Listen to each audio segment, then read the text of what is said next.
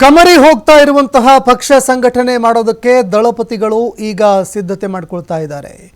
ಹಿರಿಯ ನಾಯಕರ ಮನವೊಲಿಕೆಗೆ ವರಿಷ್ಠರು ಮುಂದಾಗ್ತಾ ಇದ್ದಾರೆ.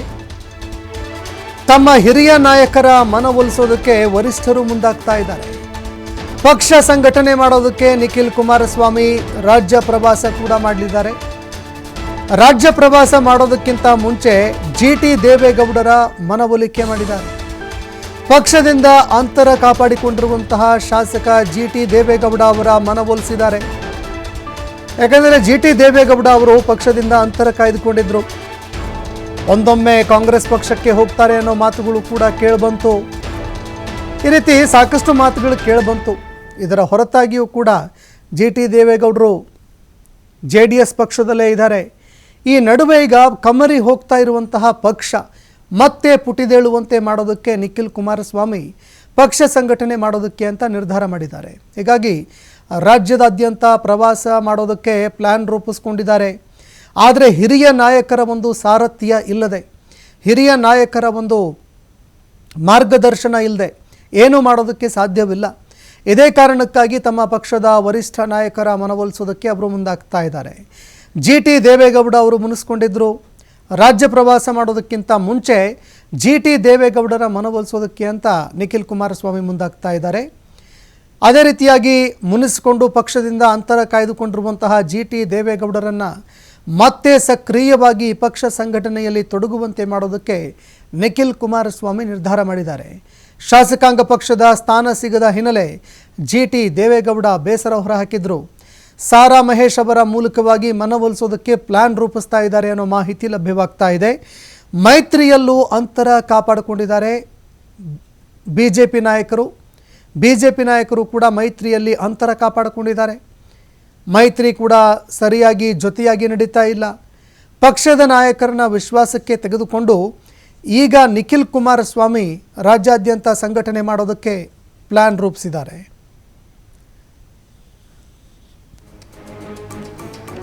ಇನ್ನು ನಿಖಿಲ್ ಕುಮಾರಸ್ವಾಮಿ ಅವರ ಈ ಒಂದು ಪ್ಲಾನ್ ಎಷ್ಟರ ಮಟ್ಟಿಗೆ ವರ್ಕೌಟ್ ಆಗುತ್ತೆ ಕಾದು ನೋಡಬೇಕಾಗತ್ತೆ. ಯಾಕಂದರೆ ಈವರೆಗೂ ನಿಖಿಲ್ ಕುಮಾರಸ್ವಾಮಿ ಅವರು ಬಹಿರಂಗವಾಗಿ ಪಕ್ಷ ಸಂಘಟನೆ ಮಾಡೋದಕ್ಕೆ ಅಂತ ಆಚೆ ಬಂದಿರಲಿಲ್ಲ. ಈಗ ಇಡೀ ರಾಜ್ಯಾದ್ಯಂತ ಪ್ರವಾಸ ಮಾಡೋದಕ್ಕೆ ಅವರು ಪ್ಲಾನ್ ರೂಪಿಸ್ಕೊಂಡಿರುವಂಥದ್ದು ಎಷ್ಟರ ಮಟ್ಟಿಗೆ ಸಕ್ಸಸ್ಫುಲ್ ಆಗುತ್ತೆ ಅನ್ನುವಂಥದ್ದನ್ನು ಕಾದು ನೋಡಬೇಕಾಗುತ್ತೆ. ಈ ಬಗ್ಗೆ ಮತ್ತಷ್ಟು ಮಾಹಿತಿ ಕೊಡ್ತಾರೆ ಪ್ರತಿನಿಧಿ LN ಸ್ವಾಮಿ. ಫೋನ್ ಸಂಪರ್ಕದಲ್ಲಿ ಜಾಯ್ನ್ ಆಗಿದ್ದಾರೆ. LN ಸ್ವಾಮಿ, ನಿಖಿಲ್ ಕುಮಾರಸ್ವಾಮಿ JDSನ ಯುವ ನಾಯಕರು ಕೂಡ ಹೌದು. ಈ ನಡುವೆ JDSನಿಂದ ಮುನ್ನಿಸ್ಕೊಂಡು ಅನೇಕ ನಾಯಕರು ಅಂತರ ಕಾಪಾಡಿಕೊಳ್ತಾ ಇದ್ದಾರೆ. ಅವರ ಮನವೊಲಿಸುವಲ್ಲಿ ಅವರು ಯಶಸ್ವಿ ಆಗ್ತಾರಾ? ಕಮರಿ ಹೋಗ್ತಾ ಇರುವಂತಹ ಪಕ್ಷ, ನಶಿಸಿ ಹೋಗ್ತಿರುವಂತಹ ಪಕ್ಷವನ್ನು ಮತ್ತೆ ಕಟ್ಟುವಲ್ಲಿ ಅವರು ಯಶಸ್ವಿ ಆಗ್ತಾರಾ? ಈ ಬಗ್ಗೆ ಮತ್ತಷ್ಟು ಮಾಹಿತಿ ಕೊಡೋದಾದ್ರೆ. ಸಂತೋಷ್, ಸದ್ಯ JDS ವರಿಷ್ಠರ ಮುಂದೆ ಸಾಕಷ್ಟು ಸವಾಲುಗಳಿದೆ. ಒಂದು ಕಡೆ ಪಕ್ಷ ಸಂಘಟನೆ ಮಾಡುವುದು, ಮತ್ತೊಂದು ಹಿರಿಯ ನಾಯಕರ ಮನವೊಲಿಕೆ ಮಾಡಿ ಪಕ್ಷದಲ್ಲಿ ನಿರಂತರ ಪಕ್ಷದಲ್ಲಿ ಚಟುವಟಿಕೆಗಳಲ್ಲಿ ಭಾಗವಹಿಸುವಂತೆ ಮಾಡೋದು. ಸಾಕಷ್ಟು ಸವಾಲುಗಳು ಈಗ JDS ವರಿಷ್ಠರ ಮುಂದೆ ಇರುವಂತದ್ದು. ಹಾಗಾಗಿ ಈಗ ಮುಂಬರುವ ಸ್ಥಳೀಯ ಸಂಸ್ಥೆ ಚುನಾವಣೆಗಳಿಗೆ ಪಕ್ಷ ಸಂಘಟನೆ ಮಾಡಬೇಕು, ಮತ್ತೆ ಸ್ಥಳೀಯ ನಾಯಕರನ್ನ ವಿಶ್ವಾಸಕ್ಕೆ ತೆಗೆದುಕೊಳ್ಬೇಕು.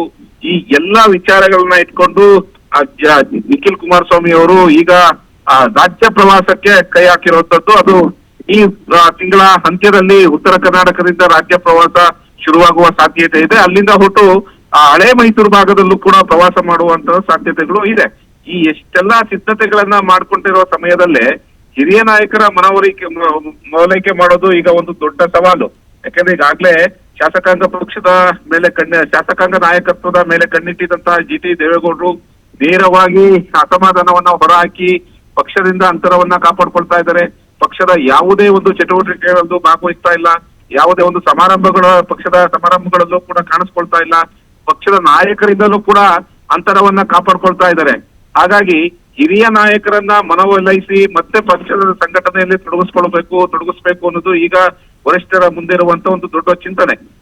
ಈ ಎಲ್ಲಾ ವಿಚಾರಗಳನ್ನ ಇಟ್ಕೊಂಡು ನಿಖಿಲ್ ಕುಮಾರಸ್ವಾಮಿ ಅವರು ಮತ್ತೆ ಜಿಟಿ ದೇವೇಗೌಡರ ಒಂದು ಮನವೊಲಿಕೆಗೆ ಸಾಕ್ತಾರೆ ಅನ್ನೋ ಸಾಧ್ಯತೆಗಳು ಇದೆ.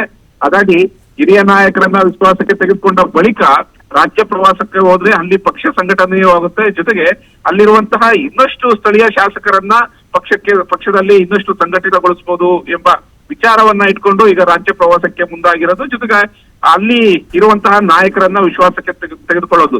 ಅಷ್ಟಲ್ಲದೆ GT ದೇವೇಗೌಡರನ್ನ ವಿಶ್ವಾಸಕ್ಕೆ ತೆಗೆದುಕೊಳ್ಳೋದು ಈಗ JDS ವರಿಷ್ಠರ ಮುಂದೆ ಇರುವಂತಹ ಒಂದು ದೊಡ್ಡ ಸವಾಲು.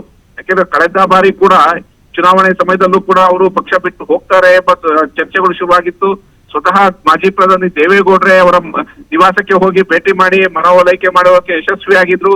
ನಂತರ ಪಕ್ಷದ ಚಟುವಟಿಕೆಗಳಲ್ಲೂ ಕೂಡ ಕಾಣಿಸ್ಕೊಳ್ತಾ ಇದ್ರು. ಆದ್ರೆ ಶಾಸಕಾಂಗ ಸ್ಥಾನ ಸಿಗಲಿಲ್ಲ ಅನ್ನೋ ವಿಚಾರಕ್ಕೆ ಒಂದಿಷ್ಟು ಅಂತರವನ್ನ ಕಾಪಾಡ್ಕೊಳ್ತಾ ಇದ್ದಾರೆ.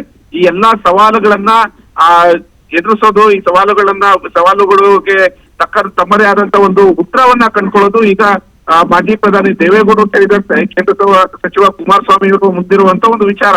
ಯಾಕೆಂದ್ರೆ ಹಿರಿಯ ನಾಯಕರಿಂದಲೇ ರಾಜ್ಯ ಪ್ರವಾಸವನ್ನು ಮಾಡದಂತ ಸಂದರ್ಭದಲ್ಲಿ ಅಷ್ಟೊಂದು ಪಕ್ಷಕ್ಕೂ ಕೂಡ ಒಳ್ಳೆಯದಲ್ಲ, ಎಫೆಕ್ಟ್ ಆಗೋದಿಲ್ಲ ಅನ್ನೋದು ಕೂಡ ಈಗಿರುವಂತ ಒಂದು ಚಿಂತನೆ.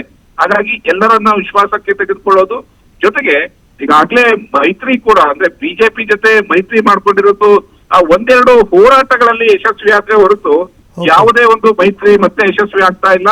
ಹಾಗಾಗಿ ಮೈತ್ರಿಯನ್ನ ಹೊರತುಪಡಿಸಿ ಮುಂದುವರುವ ಪಕ್ಷ ಸಂಘಟನೆ ಮಾಡಬಹುದು ಅಥವಾ ಸ್ಥಳೀಯ ಸಂಸ್ಥೆಗಳ ಚುನಾವಣೆಗಳಿಗೆ ಸಿದ್ಧರಾಗಬೇಕಾಗಿರೋದು ಈಗ JDS ಮುಂದಿರುವಂತ ಒಂದು ದೊಡ್ಡ ವಿಚಾರ. ಹಾಗಾಗಿ ಈ ಪಕ್ಷ ಸಂಘಟನೆ ಹಾಗೂ ಮೈತ್ರಿ ಈ ಎರಡೂ ಕೂಡ ಒಂದು ದೊಡ್ಡ ಸವಾಲಾಗಿರೋದ್ರಿಂದ ಪಕ್ಷ ಸಂಘಟನೆ ಮಾಡಬೇಕು, ಜೊತೆಗೆ ಹಿರಿಯರ ಒಂದು ಓಲೈಕೆ ಮಾಡಿ ಮತ್ತೆ ಪಕ್ಷದಲ್ಲಿ ಚಟುವಟಿಕೆಗಳಲ್ಲಿ ತೊಡಕೊಳ್ಳುವಂತ ಮಾಡೋದಕ್ಕೆ ಈಗ ನಿಖಿಲ್ ಕುಮಾರಸ್ವಾಮಿ ಯಶಸ್ವಿ ಆಗ್ತಾರ ಅನ್ನೋದು ಕೂಡ ಕಾದ್ ನೋಡ್ಬೇಕಾಗಿರೋಂಥದ್ದು. ಸಂತೋಷ್, ಧನ್ಯವಾದಗಳು LN ಸ್ವಾಮಿ ನಿಮ್ಮೆಲ್ಲ ಮಾಹಿತಿಗೆ.